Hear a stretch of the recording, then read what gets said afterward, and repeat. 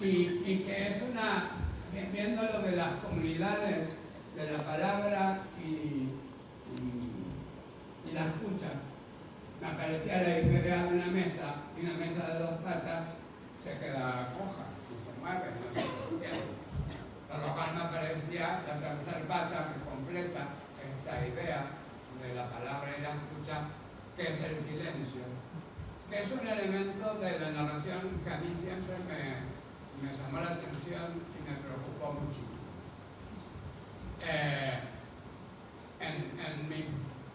Yo soy una persona que a veces pienso, y en mi recorrido de pensamientos sobre la narración, primero haciendo un paralelo para entenderlo mejor con la cocina y con el anfitrionaje, porque eran oficios familiares y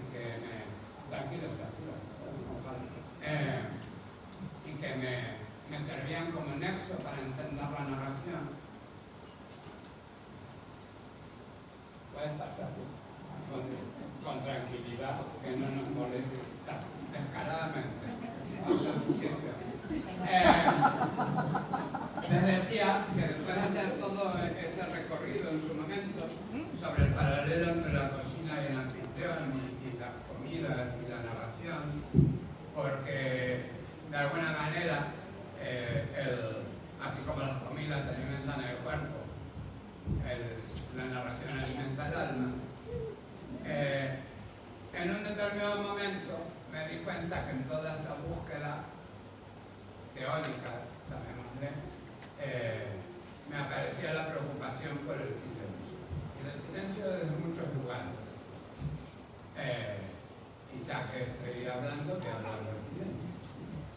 El silencio en tres momentos del contar, en tres situaciones vinculadas con el contar, que yo por el momento suelo dividir en contar desde el silencio, contar en el silencio y contar con el silencio. Contar desde el silencio. ¿Quiénes somos? Contar, relacionándolo también con la escucha, ese silencio que nos permite hacer una introspección, ver quiénes somos, de dónde venimos, dónde estamos. No siempre estamos en el mismo punto, porque siempre venimos del mismo punto, porque crecemos, porque nos cambian los ideales, nos cambian las formas. También el contar desde el silencio respecto al momento en el que contamos, ¿no? Yo siempre planteo que el día que tengo que contar, me levanto en contar, me despierto sabiendo que tengo que contar. Hago todas mis actividades en la medida de lo posible cotidianas con esa línea de pensamiento en mí. Tú lo sabes porque has visto en un festival haciendo eso. Veo que voy a comer, que no me sienta mal, veo si me corresponde dormir la siesta o no, según a qué hora sea, porque yo necesito estar unas 3 horitas despierto antes de contar. Si es por la mañana me tendré que levantar a las 5, si es contar a las 8, qué desayuno, cómo me ducho, qué me visto. Hay toda una serie de rituales que tienen que ver con generarme ese encuentro conmigo y ese encuentro con ese silencio que me permite conectarme con mi narrador, conectarme con mis historias y estar permeable para esta escucha hacia el otro, porque cuando hablamos de la escucha muchas veces pensamos en el que escucha, en quienes nos escuchan, cuando en realidad la primera escucha está en nosotros mismos, ¿no? Me escucho esas historias, escucho de dónde me vienen esas historias, porque aunque sean propias o literarias o de tradición, esas historias no llegan desde algún lugar, generalmente desde nuestros ancestros, desde nuestros antepasados, que aunque como en mi caso no nos contaran historias o cuentos específicamente, sí son quienes nos han enseñado las cosas básicas de la vida. Como cuando hablamos de las cosas básicas de la vida, siempre nos remitimos de algún modo a ese a esos ancestros, a esos anteriores que nos han educado y nos han enseñado, nos han acompañado en conformar una mirada propia sobre lo que creemos. Es la vida que va modificándose con los años, por eso a veces cuando contamos la misma historia durante muchos años nunca es igual, ¿no? Porque no siempre pensamos lo mismo. De temas como la vida, la muerte, el amor, el destino, las raíces o el lugar de donde venimos. En esto, bueno, sí, a lo tonto, a lo rápido, es desde dónde contar. Todo lo que tiene que ver con antes del momento concreto donde estoy en el espacio en el que voy a contar. Contar en el silencio. Contar en el silencio es algo que se sucede cuando me encuentro con el otro. No necesariamente cuando empiezo a hablar, sino cuando me encuentro con el otro. Yo parto siempre de la idea que somos contadores y contadoras de historias desde el momento en que me veo con quien me viene a escuchar. Muchas veces cometemos el error, para mi gusto, de pensar que somos contadores de historias en el momento que abrimos con el había una vez. No. Ya cuando llego, cuando me encuentro con el otro, ya le estoy contando quién soy, con mi manera de estar, con mi manera de vestirme, con mi manera de mirar. Tengo todas las herramientas del contar ahí en mi intuición para encontrarme con el otro, y ahí entonces es el momento de generar ese silencio para contar en el silencio. Suele, según los públicos y según los sitios, suelen ser como los silencios del campo, ¿no? Unos silencios llenos de ruiditos. Cuando nos vamos al silencio del campo, canta el pájaro, la usa el tal, canta el grillo, se escucha la pisada en el set, y ese es el silencio, porque el silencio absoluto, hasta donde yo conozco y los científicos también, no existe, según me dijeron.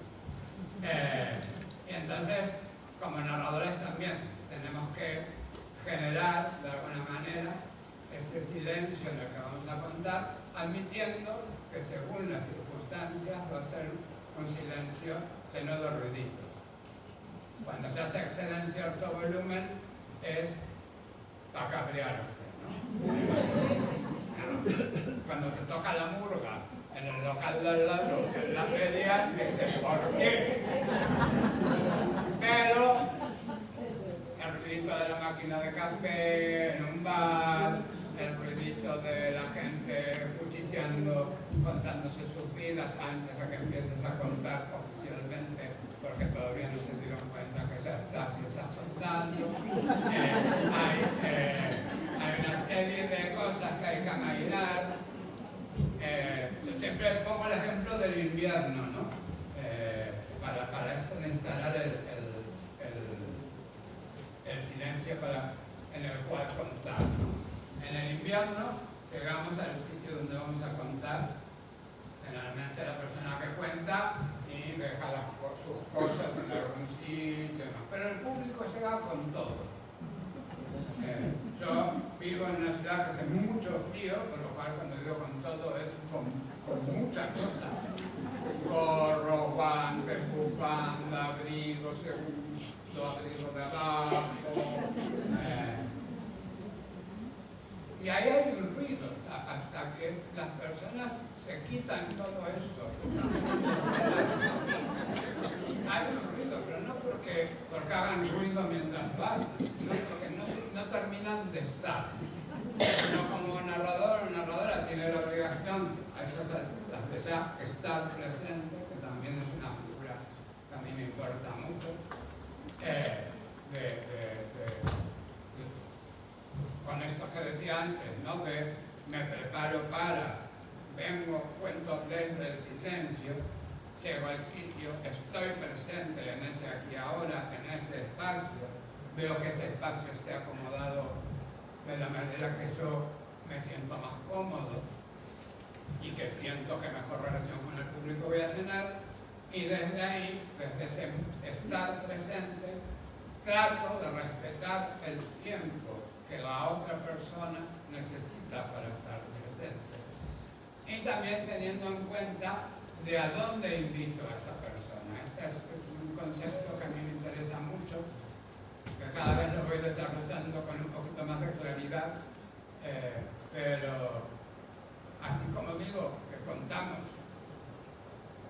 desde todo aquello que nos han enseñado, todo aquello que nos han enseñado, nos lo han enseñado en un determinado tipo de relación y en un determinado espacio físico, ¿no? A mí muchas de las cosas que me enseñaron en la vida fue en la sobremesa de los domingos en mi casa. Entonces, para mí, contar es invitar al otro a la sobremesa de los domingos en mi casa. Otra gente aprendió su vida, las cosas importantes en la biblioteca y lo invita a su biblioteca. Otros han aprendido en la taberna de su pueblo e invita a la taberna. Esto hace un lugar al que invito y un lugar desde donde cuento, porque cuento desde donde aprendí. Y por más que luego, como nos dedicamos a cosas cultas, querramos ser cultos, altos y elegantes, somos quienes somos, ¿no? Yo soy de Chacarita y por más esfuerzo que haga, y no soy del Chacarita actual que vi que está incluso un poco de moda, no, soy de Chacarita toda la vida, a 100 metros del cementerio, del ruido del tren, el colectivo 108 pasando por la puerta de mi casa y sintiendo cómo temblaba mi cama. Y ese universo es donde yo aprendo mi vida y a donde invito al otro alguna vez, de lo que nos acordábamos con Marta Lorente, como al principio esto de contar en primera persona, autobiográfico y todas estas cosas no estaba muy bien visto, me lancé con un repertorio de Borges, Bioy Casares y Cortázar. Lo hice una vez. Se rió tanto la gente, tanto. Porque claro, la mirada de Chacarita de esos autores es preciosa. Yo no hacía ningún esfuerzo porque se riera la gente. Se reía de modo propio. Luego me decían, es que decías, el niño se murió. Claro, cuando me hacían el gesto que yo había hecho, decía, claro, es para reír. Vuelvo a Chacarita, ya se tendrá en cuenta, ya se valorará, y miren por dónde ahora se valora. Y nada. Y luego decía, yo soy una persona dispersa, os habrán dado cuenta. Para lo cual no tengo muy claro qué dije hasta ahora, pero como dentro de los papeles mi intención era hablar respecto a desde el silencio, en el silencio y con el silencio, viene la otra parte, que ahora me da un poco de vergüenza porque tengo aquí a mi maestro Carlos Yali, un músico estupendo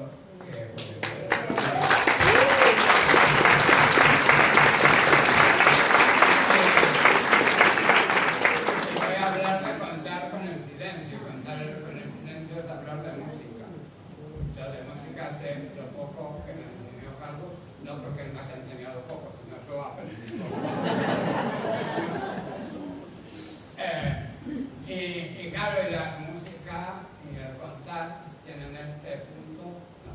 Cuando contamos con el silencio, donde contamos con el ritmo, contamos con la belleza de la palabra, contamos con la respiración, contamos con la pausa, contamos con el misterio que nos genera el silencio, ¿no? En la música, hasta donde yo sé, hay una serie de notas y de formatos que marcan el silencio, ¿no? Que si la negra, que si la cortea, que yo no sé de qué estoy hablando.